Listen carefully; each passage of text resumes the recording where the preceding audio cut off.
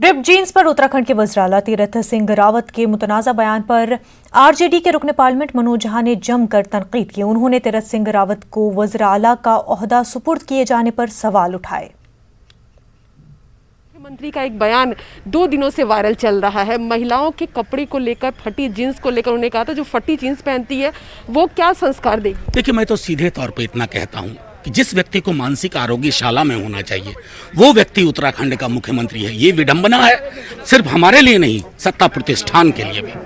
इसको लेकर प्रियंका गांधी ने भी एक ट्वीट किया था जिसमें आरएसएस के हाफ पैंट में जिस तरह का पोशाक होता है आरएसएस का, उसमें उन्होंने कहा कि यहाँ भी तो नीच दिखती। नहीं, बिल्कुल मैं समझता हूँ कि अगर इस पर हम चले जाएंगे कि क्या प्रदर्शन है क्या, तो उसमें तो फिर अंतहीन है। लेकिन महिलाओं के संदर्भ में ये नजरिया जो है ना, ये बीमार नजरिया है। इसलिए मैं चाहूंगा कि जिस व्यक्ति को मानसिक आरोग्यशाला भेज दीजिए। कैमरा पर्सन हरीश के साथ रंजीता झा, न्यूज़ 18 नेटवर्क।